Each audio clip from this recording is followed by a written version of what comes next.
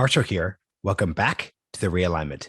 Hey everyone, happy Friday. We're going to close out this week's programming, daily episodes on the Ukraine conflict beyond, with an episode about India. I'm speaking with my Hudson Institute colleague, Dr. Aparna Pande. She's the director of Hudson Institute's initiative on the future of India and South Asia. This conversation is happening because so many different debates and issues in the Ukraine conflict have revolved around a multipolar world, a world where the United States and the West cannot simply call the shots. And if you're looking at how Russia, even China, articulates this conflict, they make clear that the future of the world order is going to be determined by a world where countries have much more autonomy when it comes to making their decisions. One of those countries is India. How India handles the Ukraine conflict, how India handles its rivalry with China, how it handles its positioning in the US and the Indo-Pacific. All this comes together. So it was a real privilege to speak with Dr. Pande on all these issues. Lots of great stuff here. If you want to learn more about any specific topics and deep dives, be sure to let us know in the comments. And of course, give us any feedback you need. Once again, we're going to do one last week of this upcoming week on these Ukraine topics, and we'll get back to our regular programming after that. So hope you enjoy the episode. Dr. Aparna Pande, welcome to the Realignment. Thank you so much, Marshall. Pleasure to be here. We're going to try to cover as much as possible when it comes to India's foreign policy. But as is clear from both of your books, so much, your two most recent books, so much of this conversation is frankly going into thousands of years of history, if anything.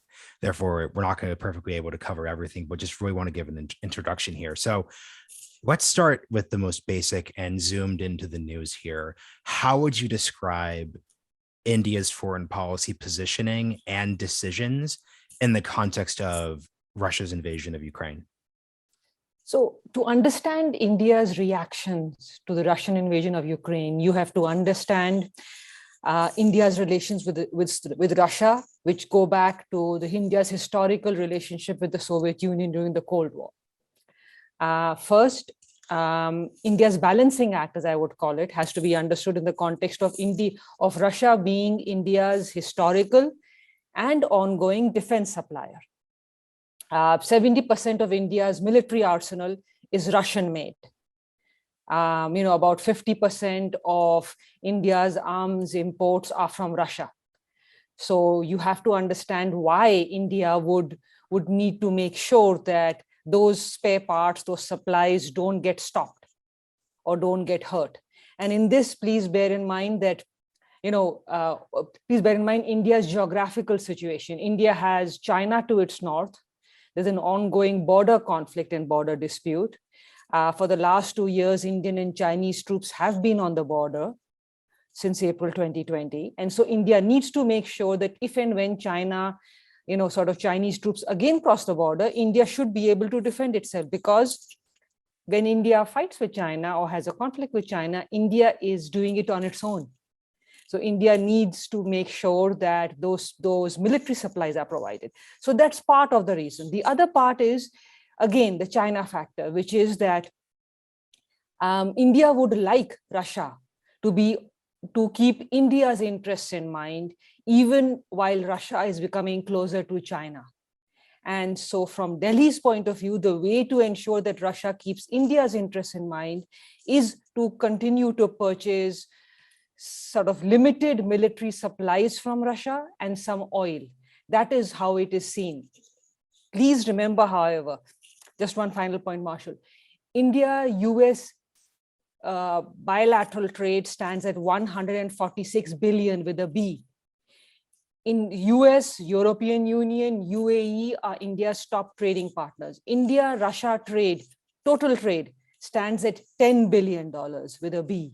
So there is no comparison between the two. It's more a question of trying to ensure, there are certain strategic concerns India has. And I want to get to the historical basis for India and Russia's defense relationship, because I think a good illustration of the 70% figure you listed is that one of India's aircraft carriers is a former Soviet decommissioned aircraft carrier itself. It's a very visceral image there. It has the unique Russian takeoff styling and everything there. But what explains that defense relationship? I mean, I know the US supported Pakistan during the Cold War. Is that where this comes down to? Like, how should we think about it? There are three factors, I would say. One, and this dates back to India's post-colonial legacy. India was a colonial India is a post-colonial country, 200 years of British colonial rule. During that time period, all decisions were made by England. They were not made by Indians for Indian interests. India's economy was basically decimated. And so modern India decided that it needs to rebuild India's economy and ensure that no foreign country or no foreign company or corporation ever rules over the Indian market. And so there's a very strong sense of autonomy or self-sufficiency or domestic industrial base, whether civilian or military. And that explains the strong Soviet/Russian legacy. During the Cold War, India asked both the Soviet Union and the Soviet bloc and the Western bloc to help it build its civilian industrial base and military industrial base. Western corporations were not keen to do so. They did not want to share technology or build, operate, and transfer because of royalty, patents, and desire that countries purchase rather than manufacture locally. The Soviet Union was willing to help set up India's civilian and military industrial base. And that's where the legacy comes. So it's not just the aircraft carriers. Most of India's Indian Air Force fleet is Sukhoi or MiGs.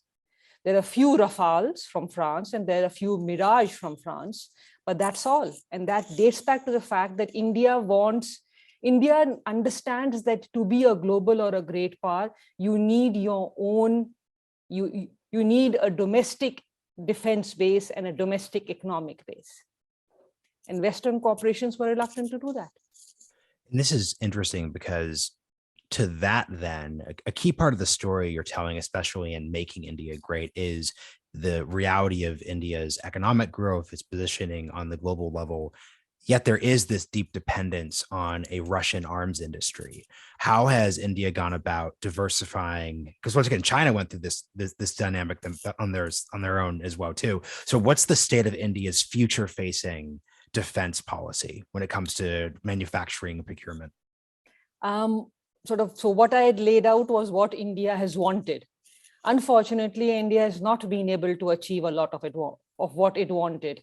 And that comes to answering this part of your question, which is that, yes, China had the same problem. China actually managed to build its civilian and its defense base. I mean, I would not even cite China, I would cite South Korea. In the 1950s, both India and South Korea purchased submarines. Today, South Korea is one of the countries which may sell India submarines. The problem India has had in building, especially its defense industrial base, is that India in the Indian state and the Indian foreign and security policy establishment, unfortunately, has never viewed defense as as needing or requiring long-term planning. Now, most countries around the world, United States, China, European countries even, for them, defense, it includes something like 20 years or 40 years route, right? You see who's your competitor, how is technology going to change? So you talk about upgrading technology, maybe slimming down the workforce, planning for future threats. In India, defense has primarily been an ad hoc status quo. So when there's a threat, you respond to it. Defense has never been given the resources, the long-term planning, and that strategic overlook which it requires. And that is the reason why 75 years after independence, India still does not have a defense industrial base by which it can manufacture most of its requirements, and it remains dependent on Russia. So what has changed in the last 2 decades is that United States, never sold to India, but US is one of India's top suppliers today. It is Russia, United States, Israel, and France who are the 4 top suppliers to India. But India has not invested. I mean, there's a good book which came out almost a decade or so ago. It's called Arming Without Aiming. And it explains India's predicament. Marshall, if you want to go somewhere, you need to decide where you are going and you need to plan for it. India has unfortunately not been good at planning. And so, defense requires planning. Building hard power requires planning. Sort of almost every area requires planning, and implementing has been very difficult for the Indian state. So taking us to the Ukraine crisis specifically, there's been, as an outside observer, what I think I could categorize as frustration with the Indian position. And this frustration is driven by, and I get to this in a latter question, but I'll set it up here, by the contradictions in the West's relationship to India. So once again, the world's largest democracy, much cultural alignment in a bunch of different ways, yet it very much feels like India is outside the Western camp, without being an opponent, without being anything negative, but it's very much, you should be a part of this, yet you're not a part of this. What decisions, and we'll get to the dynamics there in a second, but what specific decisions or lack of decisions has India made the past month that have driven this frustration? I would say a lot of this has to do with the widespread belief, or I would say hyped expectations over the last decade, that since India is part of the Asia-Pacific, pivot to Asia, Indo-Pacific policy, and agrees with the United States and American partners, I won't even say West, I'll say American partners in Asia and other parts of the world. Therefore, India's vision of every part of the world aligns with that of the American partners. And that's where the problem comes. India, and this sort of, this is something which is consistent throughout India's foreign policy for the last 75 years. India makes decisions based on geography, its national interests, and which part of the world you're talking about. When it comes to the Indo-Pacific, India's sort of vision of the security architecture of Indo-Pacific aligns with the United States and American partners. However, that's the maritime Asia that you're talking about. India's concerns, sort of Indo-Pacific from India's perspective, does not cover the continental Asian landmass. Indo-Pacific maritime security does not cover India-China on the India-China undemarcated border. It does not cover India-Pakistan. It does not cover the Middle East. And so India's perception, so India and United States and their partners do not align on how they view Russia, how they view Central Asia, how they view the Middle East. That's where so the frustration is the presumption that because you agree with me on X, you agree with me on A through Z. And India's argument is, I agree with you on 10 in the alphabet, but because of my geography and my historical considerations and my security imperatives, I will disagree with you on many of the others. But that's what friends do. We don't align on everything. So I want to get to the specific relationships at hand here. So you already did a great job of describing the dynamics driving the Russia relationship. So the military industrial, but also the need to intersect with the China side of things. Let's just specifically ask about a couple of relationships. So one, how would you define India's relationship with the United States? And how would you say that relationship has or hasn't changed given the new Biden administration? Because it seems as if, once again, as an outside observer, that the Modi government and the Trump administration were very aligned. Rallies, obviously that's popular politics, but there seemed to be something there. How would you say the state of that relationship is today? So I would say the sort of, I'm sure you and I both saw when Prime Minister Modi came for the in-person Quad Leaders Summit, it looked as though President Biden was going to hug him. And if it wasn't for COVID, that would have happened. It was a very warm welcome to Prime Minister Modi in the White House.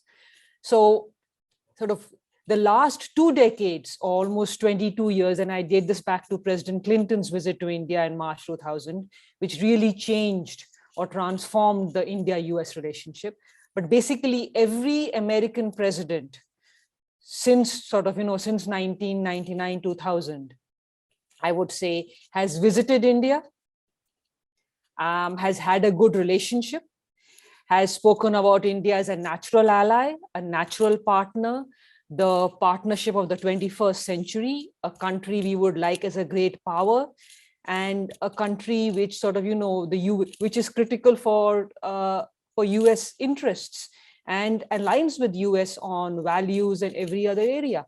And the same thing with every Indian prime minister going back 22 years. So I say the last 2 decades have transformed the relationship. And it does not really matter whether it's a Republican president or a Democrat president. It doesn't matter who that incumbent is. Similarly, it doesn't matter whether it is a BJP prime minister or a Congress prime minister or a coalition prime minister in India. Sort of both sides understand that the partnership or the relationship with the other country is the defining and is the critical relationship in the economic arena, defense arena, strategic, any other. However, as happens with friends, there will be areas in which you disagree. And so there are certain areas where the two countries will disagree, whether it's because of domestic compulsions, whether it's because of, sort of differences in how, the economic systems are, and how, sort of India is still a developing country at some level, the United States is not. And so there are, and then the geographical, but it is India's most important relationship. And sort of, Delhi understands that. So the next question, and this actually gets to something you hinted at when you separated America's Pacific partners from the quote unquote West. How would you describe the Indian relationship to, let's say, Western Europe? So not merely just the UK, which is obviously complicated by colonialism, but France, there's a bit of a defense relationship there. How would you characterize Europe's relation to India? Actually, India has France is one of India's closest partners. India has a good relationship with Europe, including UK, despite the colonial legacy and all of, and the the civilizational issues. It's a strong economic partnership. It's a strong, especially with France, it's a strong defense partnership. And in in some France is in many levels what Russia or what Soviet Union used to be to India in the Cold War. France. So to remember, one aspect of why Indians have a sentimental view of Russia, or the Indian strategic elite does, is during the Cold War, India needed a partner on the UN Security Council who had a veto. The United States and United Kingdom used to side with Pakistan, for example, on Kashmir. At that time, Soviet Union would veto any resolution on Kashmir, which India did not view as in its favor. In the last, since the 90s, it's France which has started to do that for India. France is India's strongest supporter of the veto of the 5 permanent members of the UN Security Council. France has a very similar view to India on nationalism. There is a strong belief in French and French nationalism, cultural, civilizational. On issues like nuclear, France in the 1970s and 1990s was that one Western country which did not impose sanctions on India. France has sold India military equipment, and also been on agreed to transfer technology. So France is one of India's closest strategic partners. India has good relations with with the European countries, Germany, Belgium. So it's a good partnership. And in the maritime domain, again, France and India, because of the French former colonies and some territories in the Indian and the Pacific Ocean, France has been one of those countries which has closely aligned with India in certain parts of the Indian Ocean and the Indo-Pacific. Let's speak to bad relationships. China, like how would you sum up the relationship between India and China, which it doesn't, I guess, once again, my stake here as a interested outside observer, the conflicts that occurred don't seem optimal for either side, given their positions, given the issues that are up for debate right now. What is the state of that relationship?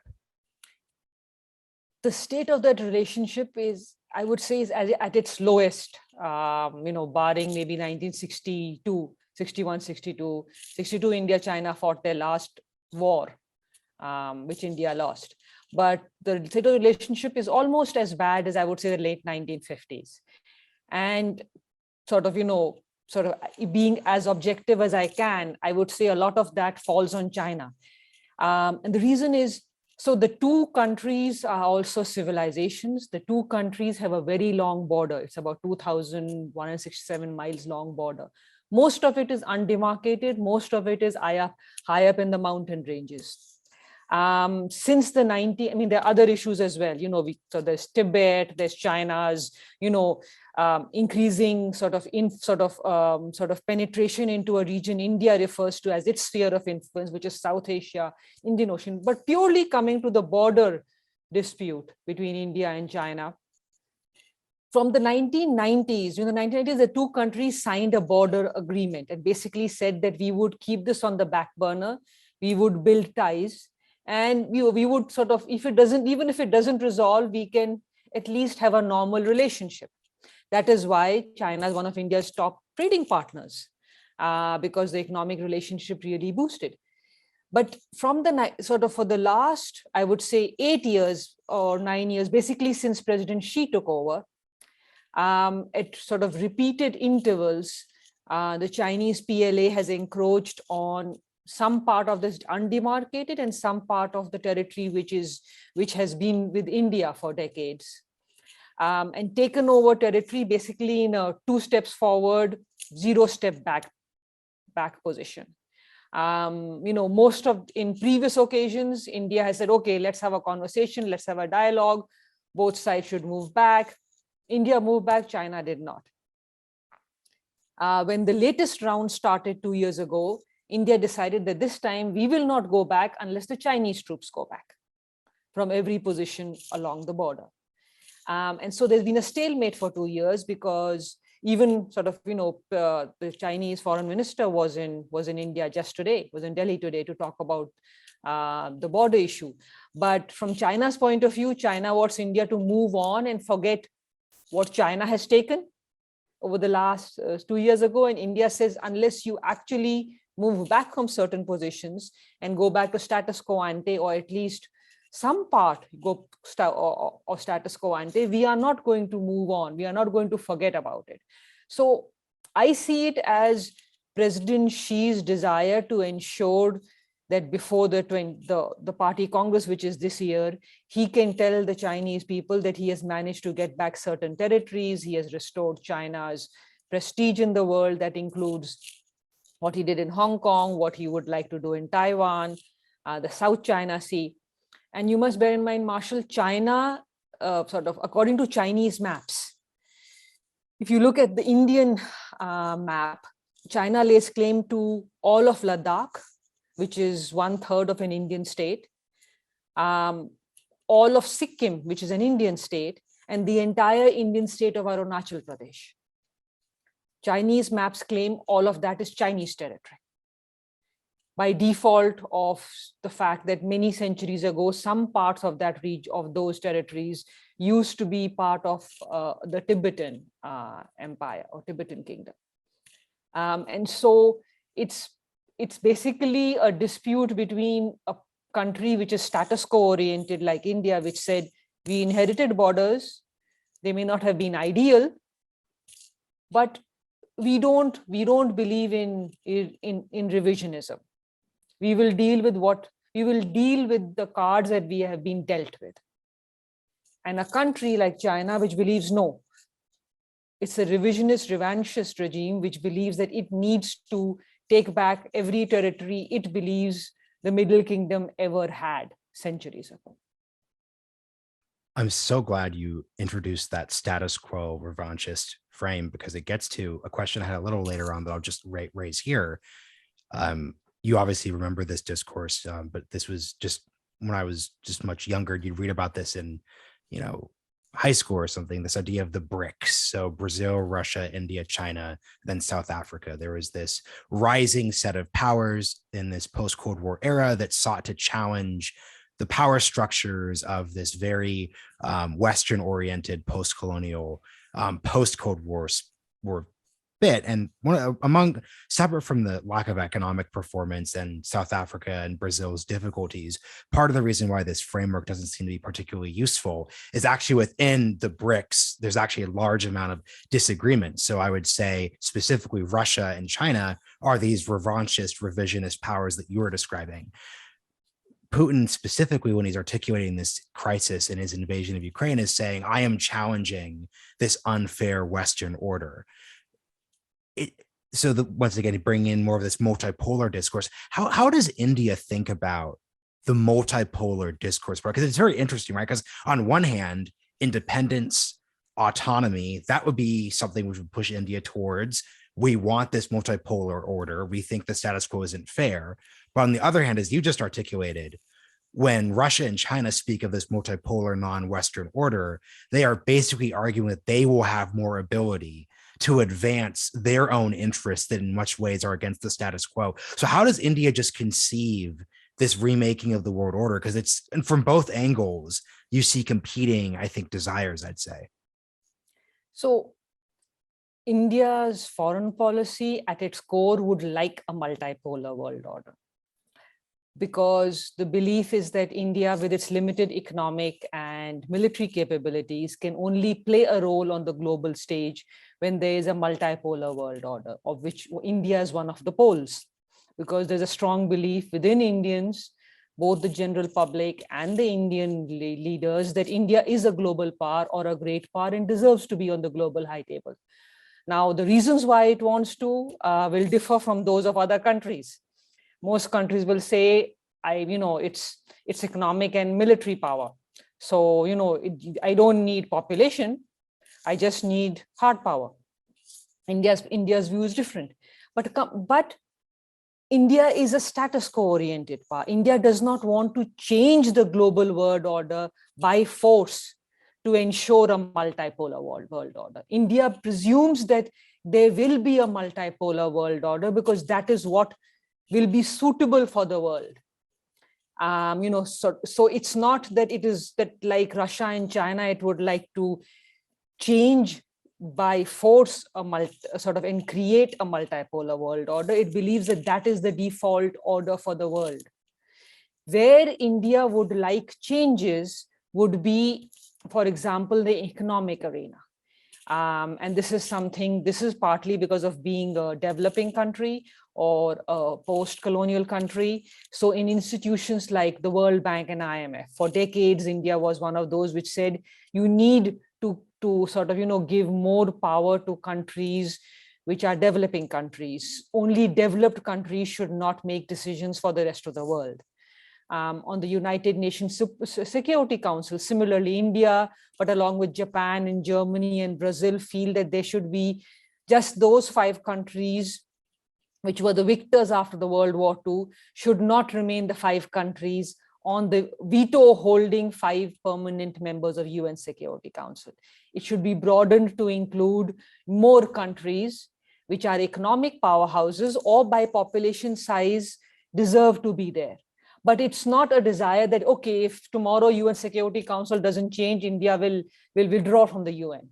So it's a desire for a change, but the belief that the change is something which is required and necessary and will happen as long as you keep pushing and and bring about that incremental change. That is how India views, the multipolar world order, but as a country which doesn't like chaos, doesn't like wars, doesn't like conflict. It doesn't want something which is done through revolution or chaos. It wants a gradual recognition and a gradual transformation to what it believes should be the world order. And to just editorialize for a second, what's comforting on what you're describing is it does not seem that in your characterization, India is driven by anxiety. No, not at all. Russia and China, in both their cases, are driven by an anxiety. And it seems like if you're looking at a potential Taiwan crisis, if you're looking at the literal disaster that's happening in Ukraine, both these current and potential problems will be driven by, we only have X amount of time. We have X. So I think that's just a comforting thing I'm taking from this. So for the next question, your most recent book, Making India Marshall, Great. Oh, please. Do you mind if Yeah. I just add one quick line here? I agree, it's not. And the reason is because almost everything India does at its core is the belief that we are a 5,000-year-old continuous civilization. We have been there, we are here, and we will remain. So in modern India still occupies the majority of the Indian subcontinent, which was where India has been for centuries. So India does not believe that it can be taken over, it can be wiped out, or things will so drastically change that it needs to worry. Now, sort of, you can say it's borderline, the difference between being sort of, status quo oriented and complacent. But from India's point of view, it's a belief that there is no sort of existential threat to Indian existence, that India needs to go revisionist or revanchist. Yeah, I'm glad you followed up there, because I want to focus on this for a second. It's funny. Before recording started, this is me speaking to the audience. You pointed out that there's no way we're going to get through everything here, and this is an example why. There's a million things to hear, but I really want to hit this point. To your 5,000-year civilization point, you're not a sinologist, so I'm not expecting the perfect answer on this. But China is also a 5,000-year-old civilization as well too.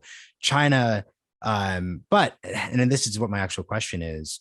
China's relationship, even with colonialism, feels different. So horrific things happened to India during colonialism. I don't need to tell you that, obviously, but you don't have this same frame of like the centuries of humiliation, which is the Chinese phrasing, that specifically seems to drive the revanchism, the inadequacy, the aggression. Frankly, I'm just curious. Why does that not happen on the Indian side? Because I don't want to just get Orientalist. It's very easy to just get Orientalist about it. But just what just explains? Because once again, most of the colonialism, it's happening on the same period. India is broken up in many respects. You have, it's just what explains the difference between these two civilizations and how they handled their reaction to colonialism? So sort of, some of it has to do with, so you have to bear in mind that when you look at China, and I'm speaking as a non-sinologist, Chinese empires by and large, sort of managed to resist conquest invasions from outside, except for the Mongols, who were then absorbed.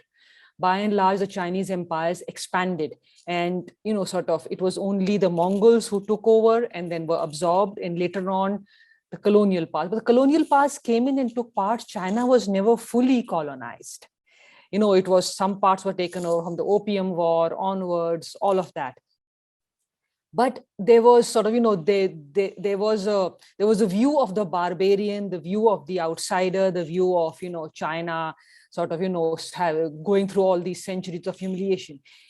India has been a very different civilization in the sense that over the 5,000 plus years, different kingdoms, different empires, and different influences came. So, there were empires whose origins are in what is present day Afghanistan. So there were the Afghan influence, the Persian influence, there was the Turkish influence, there was the Mongol influence, then there was the British. And so different empires came. And again, how civilizations view it.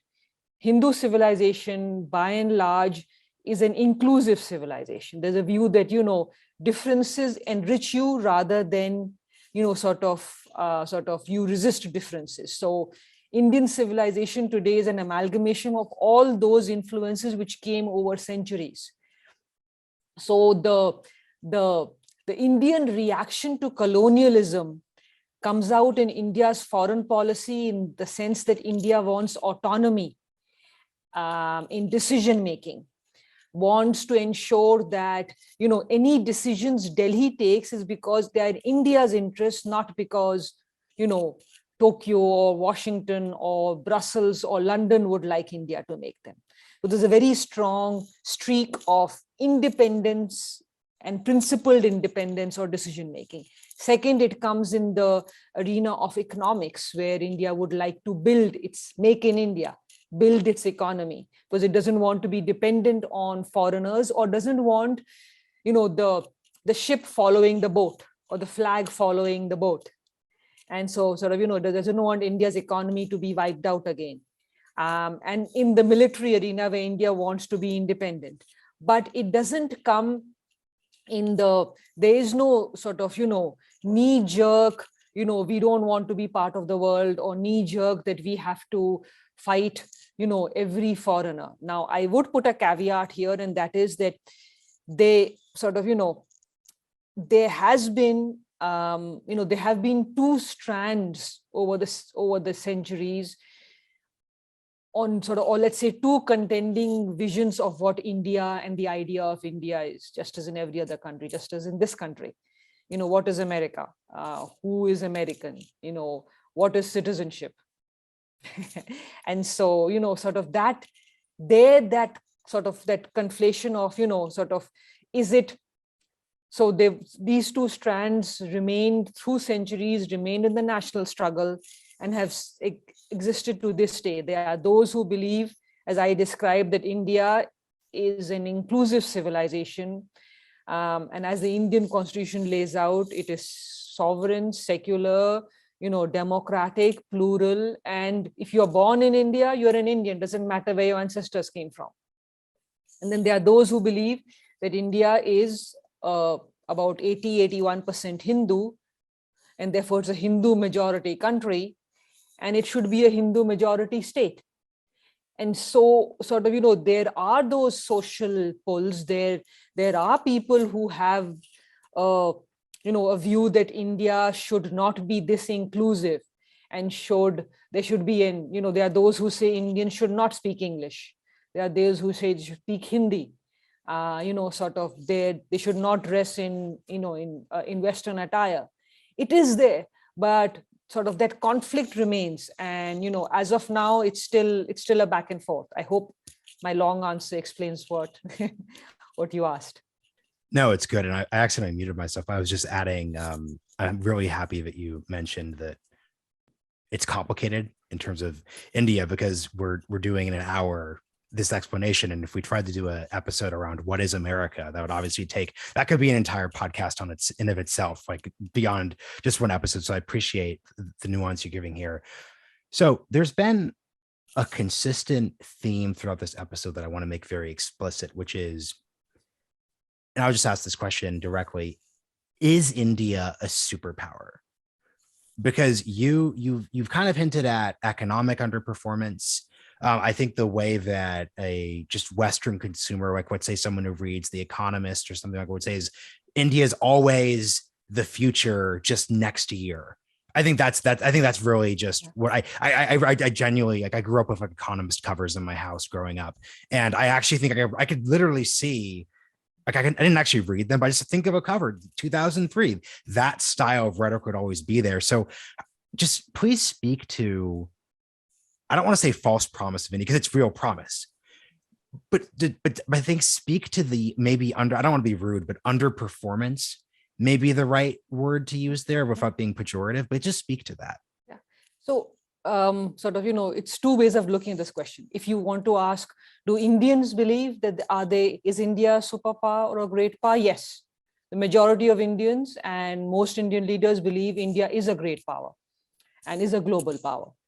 And that India deserves to be on the global high table. But that's because for the majority of Indians, India's claim to global power or great powerdom comes from its civilization, its democracy, its soft power, everything from yoga to Bollywood, its economic potential, its military potential, and its location, geostrategic location. So we believe we are a superpower already. It's just the world needs to recognize it and give us what is our due. What is ignored, however, is that by all, sort of possible rankings and indices, India is not a great power. A great power means your peers need to recognize you as one, and great power requires economic power and hard power. I need to be able to convince Marshall to do something without having to go to war with Marshall. That proves that I'm a great power. My presumption that I'm a great power doesn't make Marshall agree that I'm a great power or accept me as one. And India has multitude challenges which the state has basically not been able to resolve. First is what I described earlier, the struggle between two ideas of India. What is India? And the more there is a struggle within, the more it creates a challenge for how the world looks at India. So, India may want to be viewed as a global power, but if the rest of the world sees modern India 75 years after independence, going back to rewrite history and, sort of rectify wrongs of 1,000 years ago, that is not how global powers are supposed to behave. You look forward, you sort of look ahead. You don't look back to rewrite wrongs. That's not what a global power does. And so sort of this social conflict, religious conflict will hurt any chances India has of global powerdom. Second, India has huge population, tremendous demographic potential. Majority of Indians are around 25 years of age, 500 million labor force. But less than 22% of women are part of that labor force. You can't have half your population out of the labor force. Sort of India is one of those countries which did not really invest in primary healthcare or primary education. Tertiary, yes, we have great universities, but not primary level. So you don't have a basic skilled workforce. For most of the world, about 60% of their labor is skilled. India, 7 to 8% is skilled. Doesn't really help because you need to move workers away from agriculture to manufacturing and services. But without basic skills, you can't really do anything with them. India's economic structure. India's sort of, many Indians hate me for saying this, but there's a cultural problem with with how India and Indian state views economics. It's biased. The Indian state and the Indian economic outlook is biased against wealth generation. Wealth generation basically came because of a certain philosophical outlook in the West. Sort of Reformation, Renaissance, a bourgeoisie which pushed back against the state. You force certain certain environment which helps wealth generation. In India, partly cultural problem is that India's culture and civilization does not value wealth generation. Rather, we have a culture where talking about being wealthy or making money is looked down upon.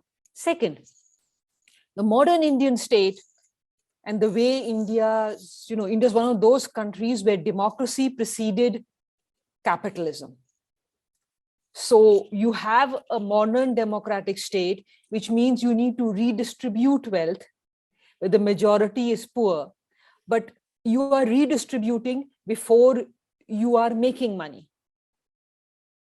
So it creates a challenge for industrial development. It creates a challenge for actually growing the economy, because how do you redistribute unless you actually grow?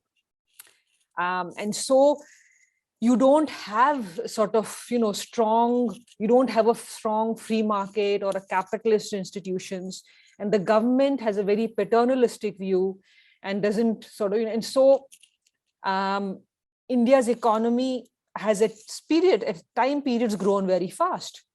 I mean, from 1947 to almost till the 1990s, it ranged between 1 to 2 to 3% of growth.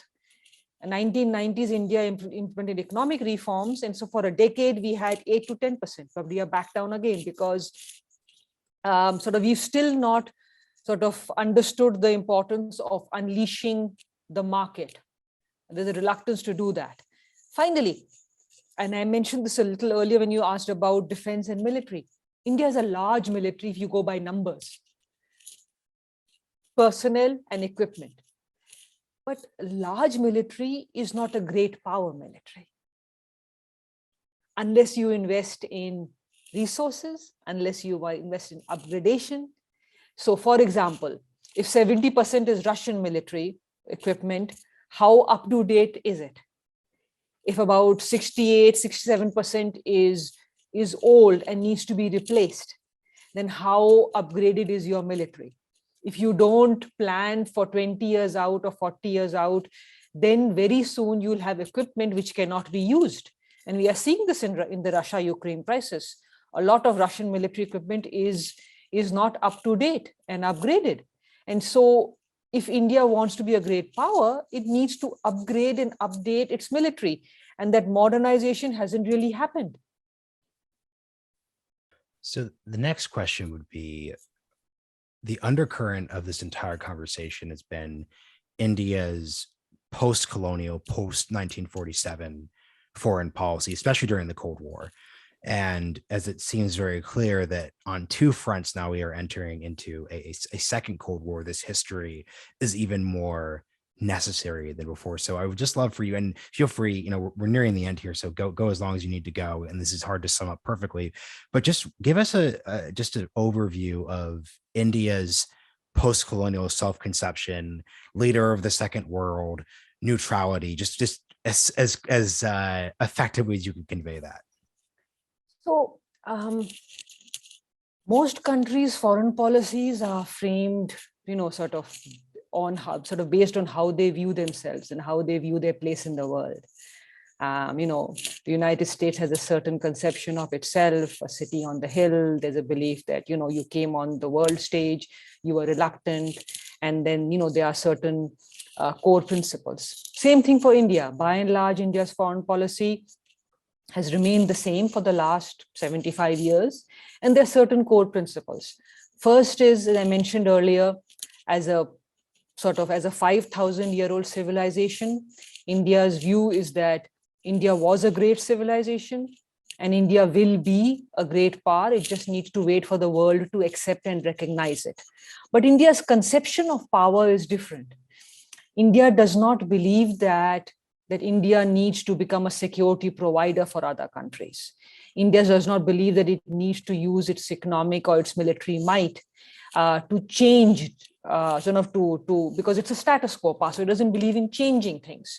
So yes, India does believe it is the hegemon in South Asia and the Indian Ocean region. So when it comes to its other neighbors in South Asia, India does act as the security provider. But beyond the South Asian or the Indian subcontinent, India sort of used itself as one of the many countries which would be happy to provide, assistance, but it doesn't view itself as a security provider. It doesn't believe in military aid being aid. India views aid as developmental, human assistance, humanitarian assistance, disaster relief, things like that. Second, autonomy and independence in decision-making is critical for India. As a post-colonial country, as a country for 200 years of colonial rule, it could not make its decisions on its own. So that influences how India looks at how India looked at the Cold War period, during which India did not want to be part of a bloc, but India wanted good relations with both blocs. So it followed policies where it would follow issue-based agreement or disagreement. So agree with the Western bloc on this issue, on the Soviet bloc on this issue, have economic relations with both.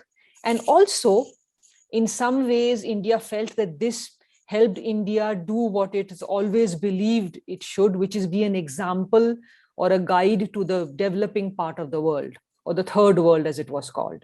So the non-aligned movement in many ways encompassed a very large part of the developing post-colonial world. Countries which did not want to be in either bloc wanted benefits from both, and so therefore stayed non-aligned. Not neutral, as Secretary Dulles used to call India, but non-aligned, which is that issue-based sort of alignment. This changed at the end of the Cold War and the sort of post-Cold War era into what India calls strategic autonomy, which is again, India's decisions are strategically autonomous. I will agree with Marshall on this issue, but I will disagree with Marshall on this issue. Doesn't mean that I don't have a strong friendship with Marshall. It is just that I believe I need to make decisions based on my interests, and that desire for autonomy and independence still remains very strong. Third, in economic foreign policy or in defense acquisitions, this desire for autonomy and independence remains. So I would like countries to help me build my economy, foreign investment, capital, technology, but bearing in mind my colonial legacy, post-colonial legacy, I would like to build my economy. I would like to make in India, strengthen India's economy. And so if you are a true partner and friend, please help me build my economy and my industry, defense industry, because it will be to your interest if I'm a stronger economic and military power. Next, sort of following along the lines of autonomy and independence, India has always been reluctant to join any open security or military alliance. So India never joined NATO. India has been reluctant for any Asian NATO. Just like there are people who call, the Chinese refer to Quad as an Asian NATO, which it isn't. India. Could you actually explain? We mentioned the Quad. Can you actually just explain what the Quad is? Sure. So the Quad sort of, is basic. It translates into the quadrilateral dialogue. It's India, United States, Japan, and Australia. Its origins are about a decade or 12 years old. And the basic sort of, the way I look at it, it is a way to draw India into playing a bigger role in the Indian Ocean and Indo-Pacific region, and sort of bring about collaboration between three countries with whom India has a strong economic and defense partnership in a region which, sort of, as former Prime Minister, Japanese Prime Minister Abe used to say, the confluence of oceans and a diamond. So the four countries in the four corners which can collaborate and work together. Now, I believe it's a good organization because it forces India to do things India would not necessarily do on its own. The challenge the Quad faces is, and this is me being a realist, that at the end of the day, unless you put some hard power into a relationship, it doesn't really send the message that you want to send, which is to China, that here we are coming together. If Quad does not have a security, intelligence, or military, or even economic dimension, it doesn't really send a message to China. But sort of Quad has lasted for almost a few years. It's become something more than just foreign ministers meeting. There's a Quad leaders summit, but let's see if they are able to add some teeth to it and some institutional architecture to it. The reason why I say it doesn't have hard power is the same four countries also are part of the Malabar exercises, but Quad is separate from Malabar. And that leads to what I was saying, is that India is reluctant to be part of any security alliance, just as we don't want to be called an ally, right? We want to be called a friend, partner, BFF, any of those you can use, best friend, but we don't want to be called an ally, because for us, an ally or alliance means a security. And here India is reluctant to join a military or security alliance where it will be forced to give up autonomy and independence in decision-making. This is also why, for example, India does not send its military outside its territory, except under UN peacekeeping missions. So India, has never sent it in any of the Gulf wars or to Afghanistan or anywhere else, because India does not it's that post-colonial legacy that we don't send the Indian military to other countries. But part of UN peacekeeping, that's fine. That's part of India's, duty to the global community and United Nations. And finally, India's foreign policy has a very strong geographical dimension to it. India Indians believe we are a global and a great power, but India's first and primary security interests remain the Indian subcontinent and South Asia. So what happens in India's neighbors is paramount for India's security considerations, whether it's Nepal, it's Bangladesh, it's Pakistan, Sri Lanka, Maldives, Bhutan, they are critical. So anything happening in South Asia is of first and primary importance to India. And then it goes outwards. It will become Central Asia, Middle East, Southeast Asia, and then beyond. So India's sort of way of looking at the world is from inside out. And so the neighbors are important, and then the other security considerations beyond that. Thank you. Yeah, and actually, I just have a quick follow-up to this before we wrap. The question would be, the persistent, and everyone's this metaphor actually seems a cliche here, but the elephant in the room when it comes to the U.S.-Indian relationship has been the U.S.-Pakistani relationship. This seems particularly relevant given that post-U.S. withdrawal from Afghanistan, especially as the role of the ISI, so this is the Pakistani intelligence service, especially as the consensus seems pretty clear that the Pakistanis were not just bad allies in that conflict, but were actively serving a harmful role. It seems that there are unsettled questions when it comes to the US's relationship with Pakistan, especially as it pivots away from Afghanistan itself. What does this mean for how does India think of just that dynamic, basically the closing of that chapter? So actually, India plays a big role, if not a critical role, in how Pakistan views Afghanistan. And that's something which has been very most Americans haven't really understood that. Why would India care? Why would Pakistan care about India and Afghanistan? But put yourself in Pakistan's shoes. You are a country which has no history, right? There was no Pakistan before 1947. There's always been an Indian civilization, even if there was no modern India. What is Pakistani territory was part of either historically Afghan empires or Indian empires or the British Indian Empire. And the word Pakistan is an acronym for the states, the provinces which form Pakistan. Punjab, Afghania for the Pashtun area, K for Kashmir, and then Sindh and Baluchistan. So it was basically the land of the pure and an acronym for the provinces. So a country formed in 1947, which has no civilizational background, which has no identity, whose only nationalism is we are not India, we are not, and we are Muslim, if you are Muslim India, then why weren't we part of India? And if we are not India, then what are we? And if you look at Pakistan's geography, on the one hand, no worries, the dilemmas of, having multiple gadgets.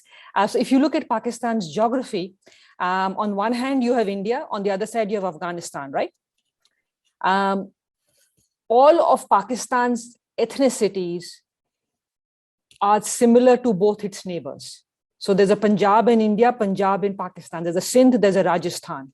There are Pashtuns in Pakistan, Pashtuns in Afghanistan.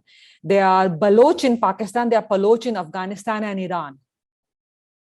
So you are a crafted or a constructed state with no history or civilization, which doesn't belong to your neighbors, both of whom have share ethnic or linguistic characteristics with you and have older national identities.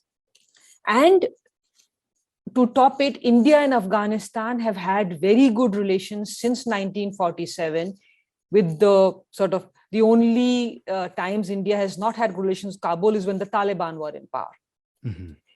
So a paranoid Pakistani military security establishment, which believes that India's foreign policy seeks to undo partition and take back Pakistan into India, believes that in India, which has good relations with Afghanistan, there will be a pincer movement or strategic encirclement, and each country will take over or break up Pakistan. Now you understand why Pakistan supported the Mujahideen in the 1970s and 80s, because from Pakistan's point of view, the only Afghan government which will be pro-Pakistan is one that will be anti-India, which means it has to be an Islamist Pashtun government. The Mujahideen, the Taliban, not a secular or not a nationalist Afghan government, but an Islamist Afghan Pashtun government. Does it make sense? It does. No, it really, once again, like I'm not going to endorse those choices, but to your frame, it makes sense as a specific perspective when you're looking at this. This has been amazing. Thank you so much for joining. We actually got to 90% of my questions. So thank you for getting the timing right and all that. But yeah, thank you for coming on the show. Thank you so much, Marshall. It was a pleasure.